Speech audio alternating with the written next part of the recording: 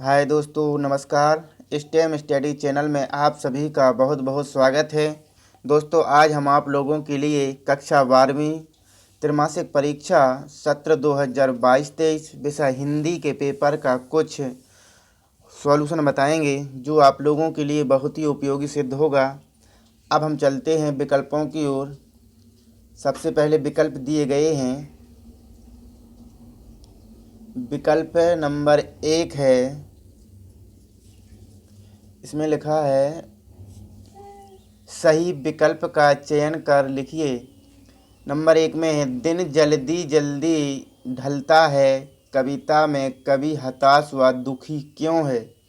इसका उत्तर है सा, परिवार से बिछड़ने के कारण। इसका उत्तर है सा, परिवार से बिछड़ने के कारण। अगला प्रश्न है प्रश्न क्रमांक 2। प्रश्न क्रमांक 2 है किस रस को रसराज कहा गया है। तो इसमें से श्रृंगार रस को रसराज कहा गया है। इसका उत्तर है बा, श्रृंगार रस को रसराज कहा गया है।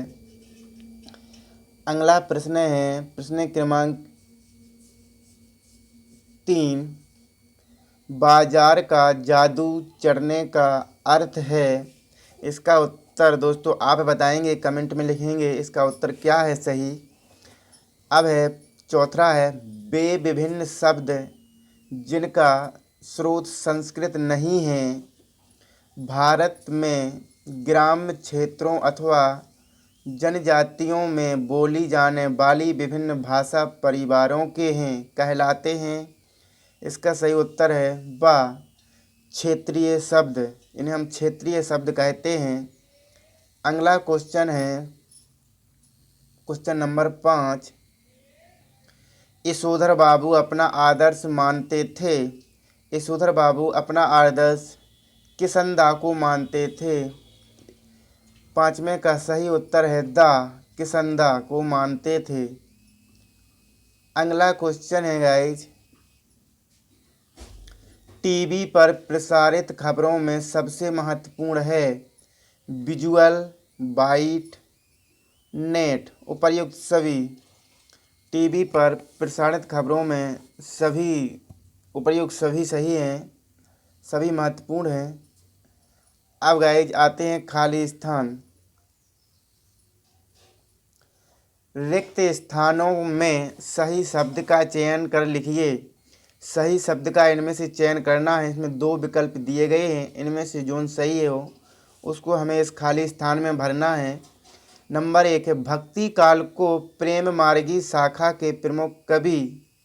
भक्ति काल की प्रेम मार्गी शाखा के प्रमुख कवि हैं। इसमें से गाइज जायसी, जायसी इसमें भरना है जायसी। अगला क्वेश्चन है पतंग की पतली कमानी किसकी बनी होती है। खाली स्थान में भरना है किसकी बनी होती है। तो पतंग की पतली कमानी बांस की बनी होती है। इसमें सही उत्तर है बांस की। अगला है नंबर 3 है 22 से 26 मात्रा वाले छंद को कहा जाता है।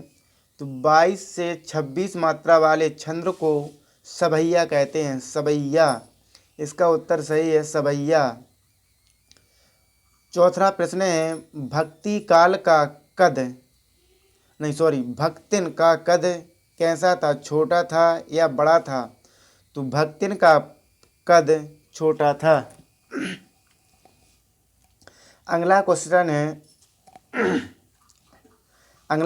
है 5वां नंबर है हालदार साहब अब भी नहीं समझ पाए वाक्य में भी शब्द है यौगिक। इसका सही उत्तर है यौगिक। हालदार शब्द नहीं समझ पाए, इसका सही उत्तर है यौगिक। अगला प्रश्न है प्रश्न क्रमांक 5। यशोधर बाबू ने दफ्तर से लौटते हुए रोज जाने की रीति अपनाई थी। कहाँ रोज जाते थे यशोधर बाबू, यह लिखना है हमें। तो इस खाली स्थान में लिखना है हमें बिड़ला मंदिर।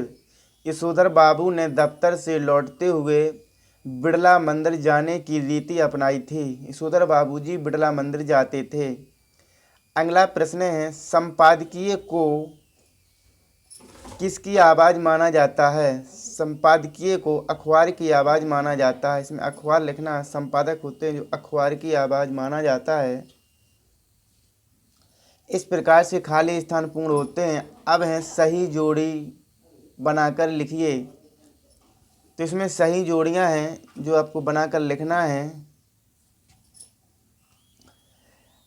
एक नंबर में आत्म परिचय। आत्म परिचय किसने लिखा है? हरिवंश राय बच्चन। आत्म परिचय हरिवंश राय बच्चन का है। अगला है, दूसरा है महाकाव्य। महाकाव्य महादेवी वर्मा जी का है। इसमें महाकाव्य महादेवी वर्मा है। अगला है प्रश्न, जेठ का पुत्र क्या कहलाता है? जिठौत। इसमें हमें जिठौत लिखना है, जोड़ना है। चौथा है, अर्थ के आधार पर वाक्य के प्रयोग। अर्थ के आधार पर वाक्य के प्रकार अर्थ के आधार पर वाक्य के प्रकार कितने होते हैं? 8 होते हैं। अगला है पांचवा, सिल्वर वेडिंग। सिल्वर वेडिंग मनोहर श्याम जोशी ने लिखा है। सिल्वर वेडिंग मनोहर श्याम जोशी। छठवां प्रश्न है, मुद्रित माध्यम की विशेषता है। मुद्रित माध्यम की विशेषता है शब्दों का स्थायित्व। इस प्रकार से आपकी जोड़ियां होती हैं। अब जोड़ियों के बाद आता है, एक शब्द में उत्तर दीजिए। एक वाक्य में उत्तर लिखिए। तो एक वाक्य में उत्तर लिखना है, कविता का उड़ना कौन नहीं जानता? कविता का उड़ना चिड़ियाँ नहीं जानती। इसका सही उत्तर है चिड़ियाँ नहीं जानती। जहाँ काव्य की शोभा वृद्धि का आधार शब्द हो वहाँ कौन सा अलंकार होता है? इस शब्द का उत्तर आप लोगों को कमेंट में लिखना है कि कौन सा अलंकार होता है। अगला प्रश्न है, गन्ने के पके हुए गाढ़े रस को क्या कहा जाता है? गन्ने के पके हुए गाढ़े रस को हम गुड़ कहते हैं।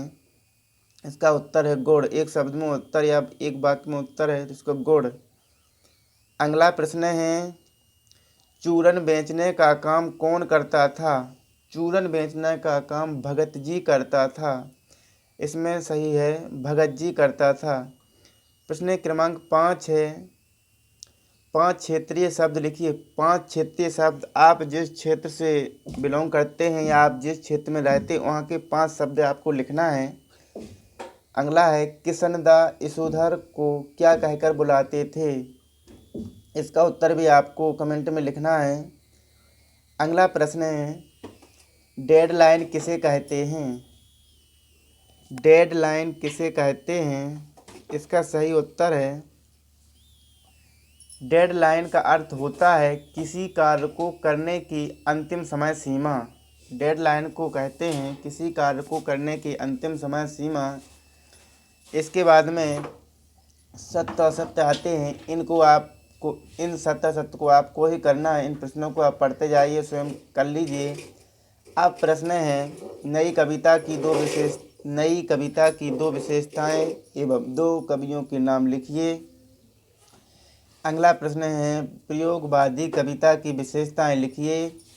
इस प्रकार से जो प्रश्न दिए गए हैं, इन प्रश्नों के उत्तर हम आगे आने वाले वीडियो में बताएंगे। सभी प्रश्नों के उत्तर दे देंगे। अभी हम प्रश्न देख लेते हैं कि यहाँ पर प्रश्न क्या दिए गए हैं।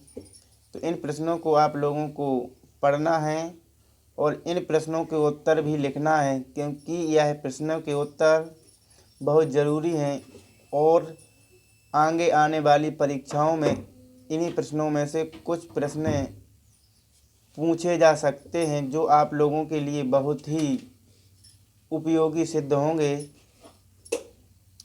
इस प्रकार से ये प्रश्न दिए गए हैं, आप लोगों को इन प्रश्नों के उत्तर लिखना है। धन्यवाद गाइज।